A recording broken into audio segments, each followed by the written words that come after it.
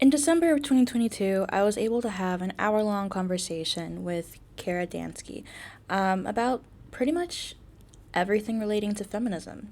I love having those kind of conversations because they're not really interviews. They're, like I said, conversations. It's a back and forth where two women who have some overlap in ideas are able to discuss openly and freely concepts that are often demonized in modern media. It's often very difficult to talk freely about the abolition of sex and the ways that the transgender movement has impacted feminism and women's rights. So I actually realized I didn't do a review of her book before I did an interview with her. I didn't read it either. I didn't have the time last year when I was working. But now that I'm living again in Cambodia, I took a look. I've read through the entire thing. It's not too long of a book. And I find it a really engaging and interesting read, especially because it reminds me a bit of Dworkin's work, in that it is very blunt, it doesn't hold back any punches, and it doesn't use language that pleases most people. It uses language that is truthful and forces you to confront the topic of the book at hand. So this is going to be the first video in a series wherein I review the abolition of sex, how the transgender agenda harms women and girls. But today I wanted to start with just reading the introduction, which is more than enough to understand what this book is about, and especially how interesting and important it is for any feminist, especially in the Western world. Introduction. The Transgender Delusion, Observations of a TERF. Sex. The differentiation between male and female, determined by whether an X-bearing sperm or a Y-bearing sperm fertilize the X-bearing ovum, which determines the type of sexual and reproductive organs that develop, and the biological differences between females and males. They literally stopped recognizing every single woman and girl, every female person, and they told us that we were now all an identity instead of a sex, a psychology instead of physiology. That was what female now meant. So that men could say they were women, and they did. Hundreds of thousands of them did. There was no single word for actual females. We weren't allowed one. Our word was reallocated to men. We had to talk about ourselves as people with cervixes or menstruators, and we had to agree that biology wasn't the real difference between the sexes. Identity was. One by one, every reference to biological sex was replaced in every law with references to identity, until the law had erased any connection with female biology from pregnancy, childbirth, motherhood. Everything became something that applied to both men and women because it was forbidden to have real references to sex. Stating that only females were women was enough to lose your job, or even be charged with a crime. Failing to agree with a man that he was a woman was enough to be ostracized, censored, or threatened with legal action. Men took over women's sports, institutions, groups. Men represented us in every level of society, calling themselves women. There was no words to distinguish ourselves from these men. Everyone could see the female sex were becoming unspeakable people, unspoken of. You weren't allowed to acknowledge our separate existence from male people. Men committed crimes, and society said women did it. You could never escape a man because he could follow you into any public space by identifying as female. People were very, very afraid to tell the truth.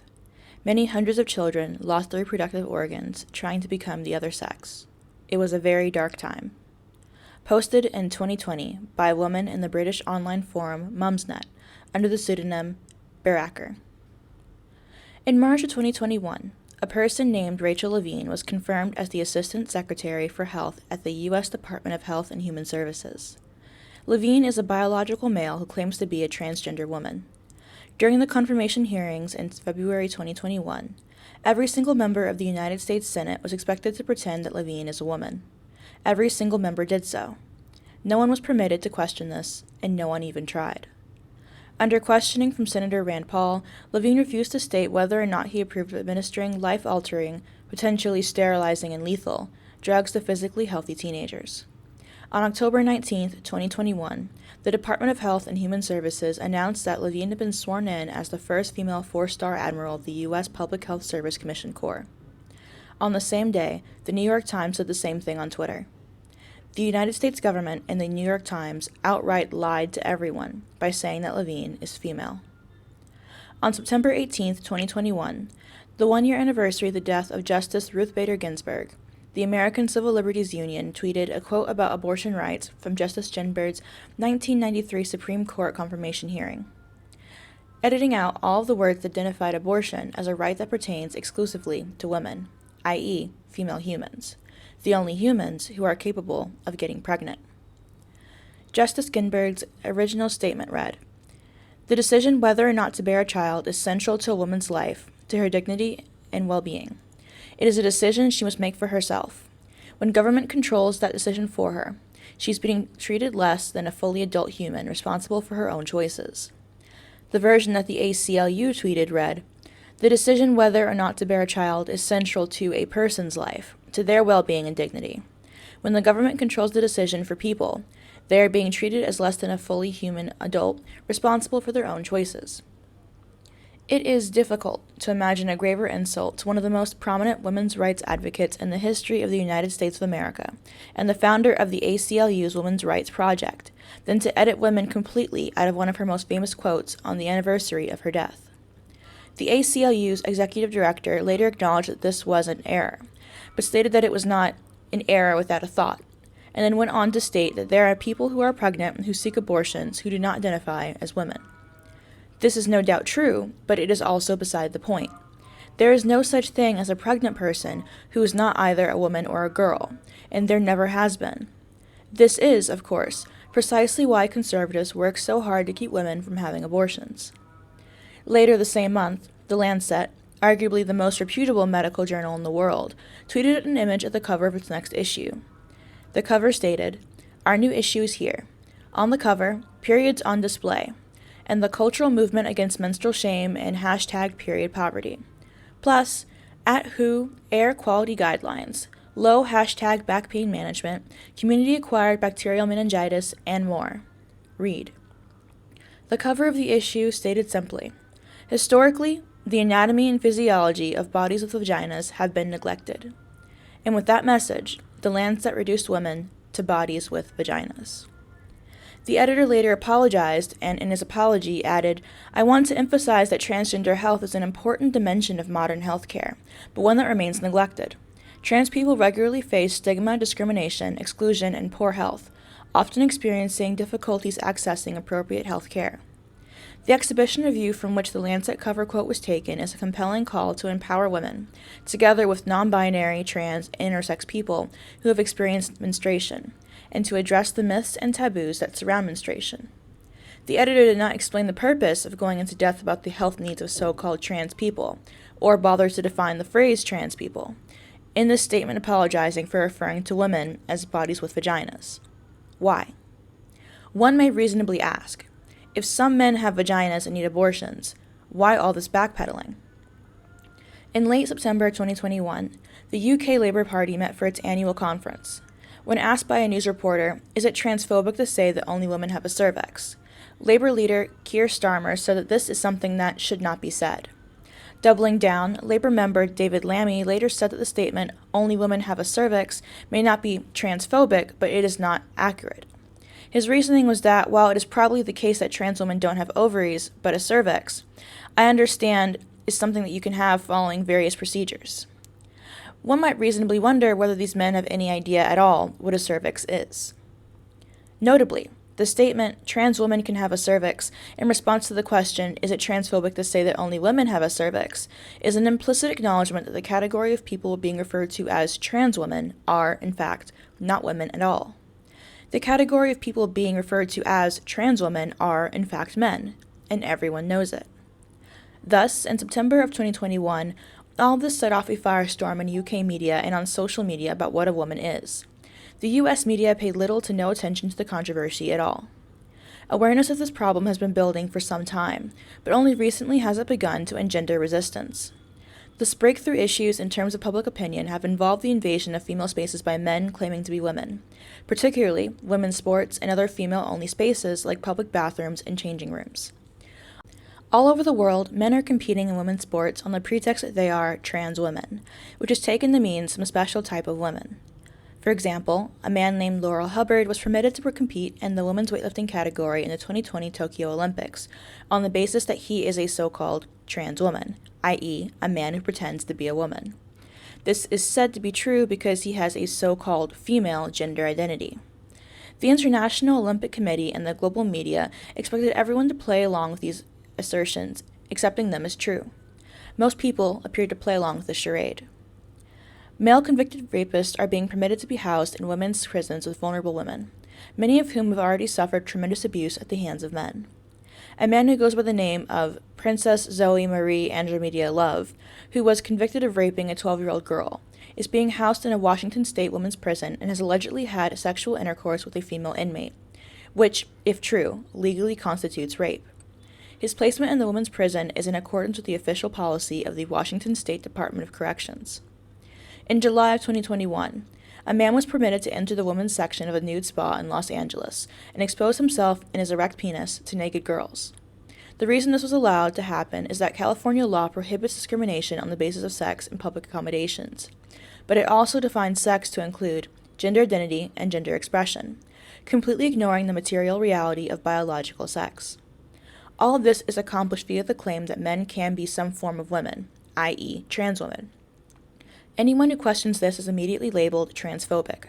Discussion is not permitted. This assault on women's sex-based rights is not occurring in a vacuum or by accident. It is being perpetrated by a vicious and brutal industry that operates openly and yet manages to sneak under the public radar. Its aim is to abolish sex in the law and throughout society. We are all victims of this assault, but those most harmed are women and girls, i.e., female human beings. Our society has simply not grappled with the implications of enshrining words like transgender and gender identity in law, policy, business, academia, and media. We need to start grappling with this. The time to do that is now. The media will not speak candidly about this, and any woman, or man for that matter, who attempts to speak the truth is immediately labeled a TERF, trans-exclusionary radical feminist. This kind of labeling is extremely dishonest and misleading, but it has also been remarkably effective, putting feminists on the defensive as though defending our existence as female is somehow harmful. Here is the truth we cannot speak. Gender identity does not exist in any real, material sense, and transgender is simply a made-up concept that is used to justify all kinds of atrocities. It is, in effect, a men's rights movement intended to objectify women's bodies and erase us as a class. It is left-wing misogyny on steroids. I say this as a leftist and a Democrat. Famed author J.K. Rowling recently said that we are living in one of the most misogynistic times in recent history. She is right. From a feminist perspective, men as a class have always dominated women and trampled on our rights, and today is no different, except that it is worse because it is being done under the ruses of transgenderism and gender identity, both of which are being enshrined in law at all levels of government and pushed by the political left. Many of us women on the political left are accustomed to having our rights trampled on by the right. We are not used to experiencing it from within our own political ranks.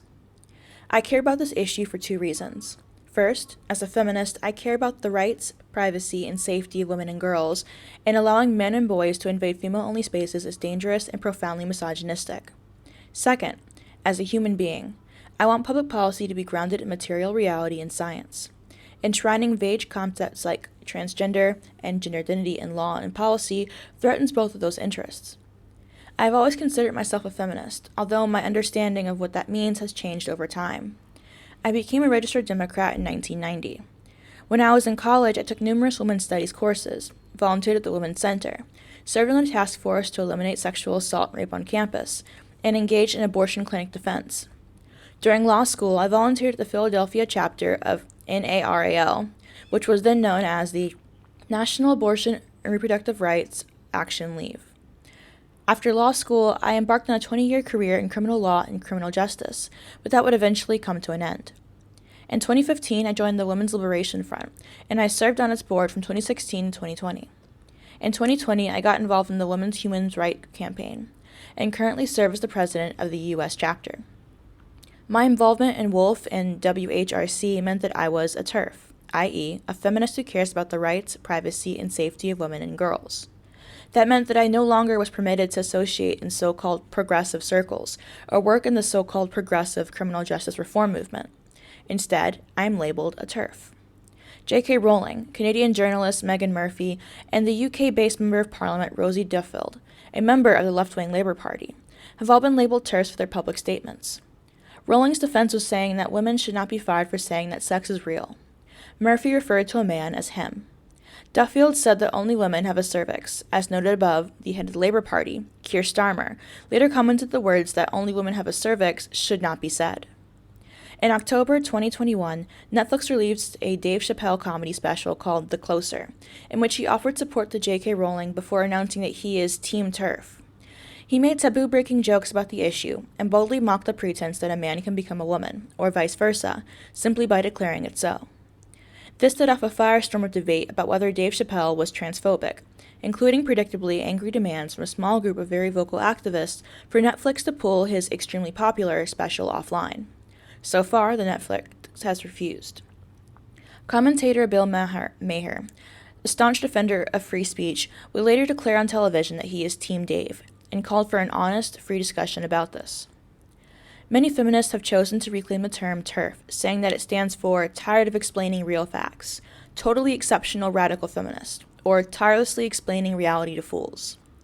Nonetheless, the acronym continues to be used to smear feminists who insist on fighting for rights for women and girls. On September 8, 2021, famed gay leftist George Takei tweeted, "Quite right, TERFs are like the anti-vaxxers of the left, resistant to science and reason, convinced of their wrong position, and a real danger to others." But what is dangerous, wrong, or resistant to science and reason about saying that women have rights as women? Whether or not to refer to oneself as a TERF is a difficult and personal decision. I will not label anyone a TERF because of the word's negative connotations. For myself, having been called a TERF more times than I can count, I say this. If caring about the rights, privacy, and safety of women and girls, if caring that law and policy are grounded in science and reality makes me a TERF, then so be it. Feminists have a saying, "We can't fight sexism if we can't say what sex is." And that is precisely where we are as a society today. We can't say what sex is. We are abolishing sex and replacing it with gender identity, or transgenderism, throughout law and society. Intriguingly enough, increasing numbers of lesbians, gay men, and bisexual people are taking a stand against the inclusion of the T in the acronym LGBT, because sexual orientation and gender identity have nothing to do with each other, although they are typically linked together. Sexual orientation is about sexual attraction to people of the same sex, the opposite sex, or both sexes, whereas gender identity is a fiction that denies the reality of sex altogether. Further, the notion that sexual orientation is some sort of identity, rather than a reality, is extremely homophobic. How can we legally protect same-sex attraction if the law denies the reality of biological sex?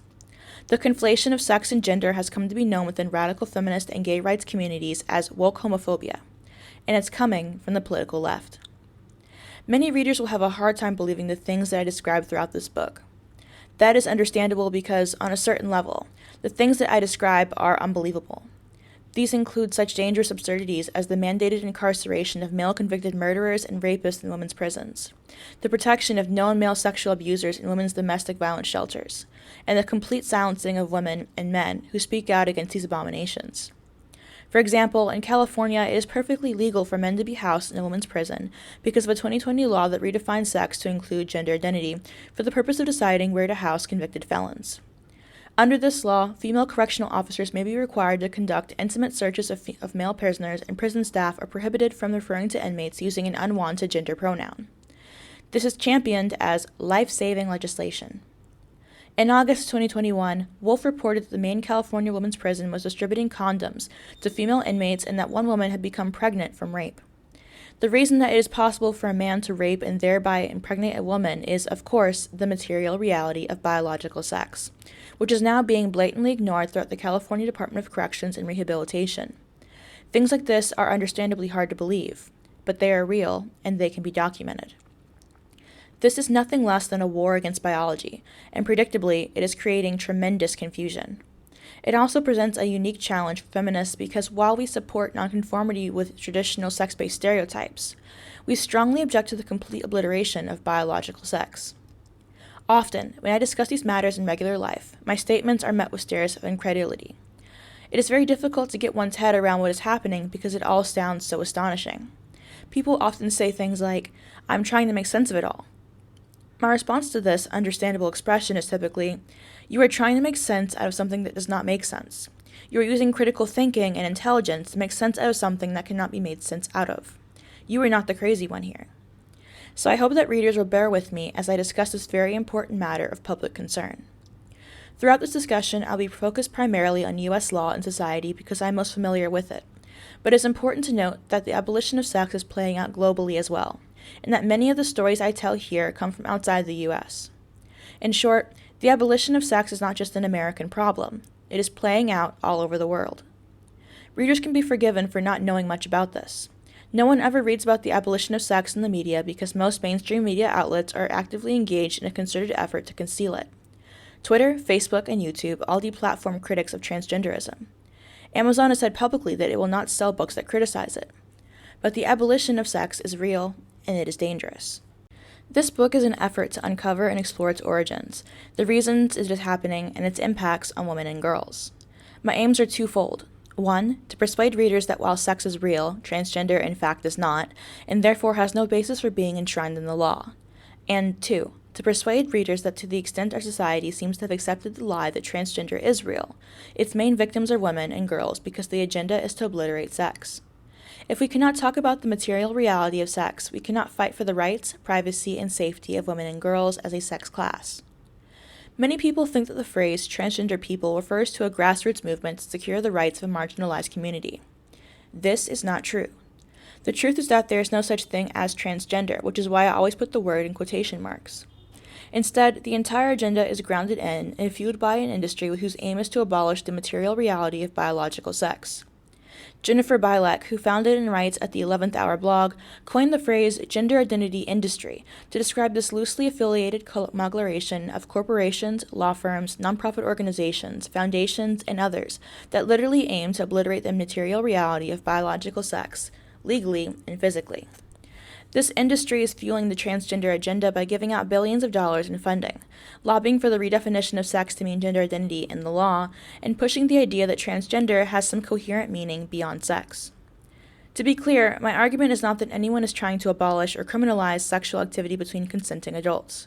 The title of this book refers to the abolition of sex as a noun, either of the two forms of individuals that occur in many species and that are distinguished respectively as female or male, especially on the basis of the reproductive organs and structures, as Merriam-Webster defines it. I am also not arguing that anyone is attempting to abolish sex as a biological category in non-human animals. Instead, the arguments put forward in this book are A. That sex is being abolished as a legal, social, and physical category of human beings. B. That the so-called transgender movement, what I will call the gender identity industry, is a key component of that effort, and C. That this movement is detrimental to everyone, but especially to women and girls. Feminists worked hard to ensure the creation of female-only spaces such as public bathrooms, sports teams, and domestic violence shelters. Before that, suffragists secured the right of women to vote. Today, we have scholarships, business loans, and other civic institutions that are intended exclusively for women and girls, because women have historically been discriminated against on the basis of sex. The transgender agenda threatens all these important historical gains and undermines feminist ability to fight for future goals by insisting that women do not exist as a class of people. That sex is being abolished is bitterly ironic because feminists, i.e., those who work towards the liberation of women and girls as a class of human beings, have been expressly calling for the abolition of gender for decades. As feminist scholar Celia Jeffrey states, transgenderism depends for its very existence on the idea that there is an essence of gender, a psychology and pattern of behavior which is suited to persons with particular bodies and identities. This is the opposite of the feminist view, which is the idea of gender is the foundation of the political system of male domination. For feminists, gender is purely a social construction that is loaded with various patriarchal roles, values, and expectations. For example, women in our society are expected to wear high heels in order to comply with the rules of womanhood and to attract the attention of men, even though it has been shown time and time again that wearing high heels causes lower back pain, sore calves, foot pain, ankle sprains, constricted blood vessels, crooked feet, and weakened ligaments. Women are expected to be sweet, docile, and subservient to men. This is all still true, notwithstanding the gains that feminists have made over the years. The reason feminists have been calling for the abolition of gender is that from a feminist perspective, gender is a prison that keeps women in a position of subservience to men. For feminists, in other words, gender is the problem, not the solution. Feminist philosopher Marilyn Frye perhaps describes the situation best when she discusses the nature of this prison in terms of cages. Consider a bird cage. If you look very closely at just one wire in the cage, you cannot see the other wires. If your conception of what is before you is determined by this myopic focus, you could look at that one wire, up and down the length of it all, and be unable to see why a bird would not just fly around the wire anytime it wanted to go anywhere. Furthermore, even if, one day at a time, you myopically inspected each wire, you still could not see why a bird would have trouble going past the wires to get anywhere. There is no physical property of any one wire, nothing that the closest scrutiny could discover that will reveal how a bird could be inhibited or harmed by it, except in the most accidental way.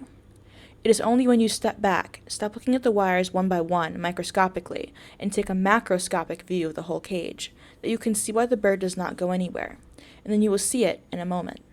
It will require no great subtlety of mental powers. It is a perfectly obvious reason that the bird is surrounded by a network of systematically related barriers, no one of which would be the least hindrance to its flight, but which, by their relations to each other, are as confining as the solid walls of a dungeon. Using Freyr's birdcage analogy, we can see how gender confines us. Each wire in the cage is a sex stereotype, an expectation put on us by society as to how we should look, speak, and behave on the basis of our sex. This is what feminists have been seeking to abolish for decades. Feminists do not want women to have to conform to sex stereotypes because they keep us in a position of subservience to men. As Jeffrey states, gender, in traditional patriarchal thinking, ascribes skirts, high heels, and a love of unpaid labor to those of female biology, and comfortable clothing, enterprise, and initiative to those of male biology. So it is with bitter sense of irony that feminists are now having to contend with the abolition of sex instead. If gender identity means anything at all, it means conformity with the set of sex stereotypes that are imposed on the opposite sex. For example, the expectation that women wear high heels. For feminists, liberation entails women breaking free from the societal expectation that women wear high heels. But for gender ideologues, wearing high heels is one of the things that makes a person a woman. So today, a man who wears high heels can call himself a woman on that basis. This new form of gender ideology, which grew out of so-called queer theory in academia, is extremely anti-feminist, anti-woman, and politically regressive. This book is primarily about the aspect of the transgender agenda that involves men claiming to be women. It is not about the aspect of the transgender agenda that involves women claiming to be men, so-called detransitioners, people of either sex who go through hormonal and/or surgical transition and then revert back, differences of sexual development, commonly referred to as intersex, trans widows, the women whose husbands transition late in life and typically abandon them and their children, or the heartbreaking phenomenon of medically transitioning children. These are all extremely important topics that deserve separate attention.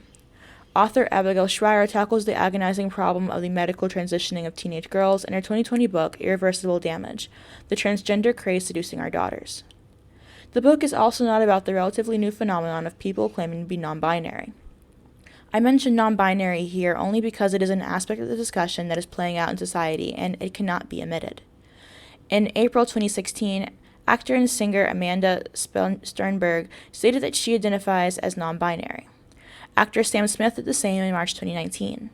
Then came actor Bridget Lindy Payne in November 2019. There's a series of additional coming out as non-binary stories, and then Ellen/Elliot Page made the same announcement in 2020. What these celebrities appear to be saying is that they are neither male or female. Readers who think this does not make any sense are correct. All human beings adopt some characteristics and personality traits that are typically considered to be either masculine or feminine. That does not change a person's sex. All human beings, like all mammals, are either female or male. Every single one of us. The only additional thing that might helpfully be said about the phenomenon of people identifying as non-binary at this time is that it is inaccurate to suggest that male and female are identity categories. They are not. They are biologically based sex categories that appear in 5 of the 7 kingdoms of life. Suggesting that female is an identity category is also insulting the feminists who have fought for decades to secure rights for women and girls. Woman is not a category that anyone can identify into or out of. Many people, conservatives especially, like to argue that feminists are responsible for the abolition of sex by accusing us of making the claim that men and women are identical. But this is not true. Feminists have been fighting the concept of gender for decades. No feminist that I am aware of has ever said that women do not exist as a coherent biological and legal category. In fact, it is quite the opposite. Feminists know exactly what the woman category means. The ultimate aim of feminism is to liberate women and girls from the cages that imprison us. That the category women and girls does not exist in the central claim of the gender identity industry, not of feminists. At this point, many readers may be asking, Okay, but I have a child, sister, brother, niece, nephew, cousin, or friend who is trans. What should I do about that? Just ignore his or her identity? My answer is this. Your child, sister, brother, niece, nephew, cousin, friend, or whomever is still either female or male biologically, even if the person has adopted a so-called trans identity. That is what matters. That is what is true in a material, real, objective sense. The person in question can adopt a subjective gender identity if he or she wants to, but that identity is no more real than it would be for you, me, or anyone else to identify as a tree or a chair. I know that these issues are difficult to think and talk about. I know that many of us have loved ones who are caught up in the delusion, and yes, it is a delusion, that there is a coherent category of people called trans. I have loved ones who have caught up with this cultural fad. Many people struggle with the painful conclusion as to whether they are really of the opposite sex. Many conclude that they are, in fact, the opposite sex, and go on to get all kinds of surgeries and take all sorts of hormones to validate this fantasy. They then insist on having everyone else in our society act as if it is perfectly normal. If you ask me, the best thing we can do for these people is to be kind to them by telling them the truth. We can help our children, sisters, brothers, nieces, nephews, cousins, and friends to love and accept themselves as they are, girls, boys, women, and men. Everything else is a lie. I am often told that I ought to be kind and compassionate and let people live their best lives as they choose. Fair enough, except that I do not think that validating a person's delusion counts as kindness. In this regard, I speak, as they say, from lived experience. When I was 18 years old and starting college, I became anorexic. Going to college was a difficult transition for me. I went from living in a small town in southeastern Ohio to attending a highly ranked private school on the East Coast, with many people who had attended private high schools. I was very much out of my league, socially and academically. My 18-year-old brain decided to get matters under control by studying as hard as possible and by starving myself. I convinced myself that I was overweight, even though I was not. This strategy does not make sense to me today, as a mature adult, but it made a lot of sense to me then. Helpfully, my parents refused to validate my delusion about my body weight. They persuaded me to get the help that I needed. They did not encourage me to take drugs or get surgery to validate my deluded ideas about my body. That would have been unkind. Instead, my parents did the kindest and most compassionate thing possible by helping me out of my delusion. That is what our society needs to do for the people who are sincerely confused about their biological sex and/or gender identity, whatever that may mean for them. The purpose of this book is to break down each of these topics in detail. We will examine the concept of womanhood, the abolition of sex in law, the implications of the abolition of sex for everyone, and for women and girls in particular, the difficulty of discussing these topics, and the industry that is fueling the abolition of sex. Lastly, we will discuss what can be done to stop it. In 2014, a friend opened my eyes to the problems that the transgender agenda presents to women and girls in terms of rights, privacy, and safety, by telling me that transgender is anti-feminist because it is, in her words, the ultimate penetration of our bodies by men. Along the way, I have met numerous parents whose children, both minors and young adults, were struggling with matters of sex and gender. Many of these children appeared to believe that they were born in the wrong body and that they were, in fact, the opposite sex. Some simply wanted to escape their biological sex in search of something different. Today, such a phenomenon might seem healthy and normal. It is not. The parents I have met with trans children are in agony. The gender identity industry is feeding their children drugs that will result in permanent sterilization and possible terminal illness. It is subjecting them to surgeries that mutilate, amputate, and destroy healthy body parts. Most of these parents are unable to speak out because they have very legitimate concerns about their relationships with their children and about their children's privacy. So they sit and wait and hope while their children's lives and bodies are being destroyed. This book is for them. And that concludes the introduction. I will be doing a more in-depth analysis of the book for the remaining chapters, but I wanted to just go ahead and give a read-through of the introduction of this book because it is very straightforward. I do think that it could have been cut down a little bit. I think it dragged on a bit in places, but overall, it's a very direct and blunt criticism of the trans movement and what that means for law. It sets up the book perfectly so you know exactly what you're getting into, and if you find this interesting, I suggest that you find the book in a library, get your own copy, or settle down and wait for the next in this series to come out. If you have any comments, questions, or concerns, let me know in the comment section down below, and I will see you guys next time. Bye.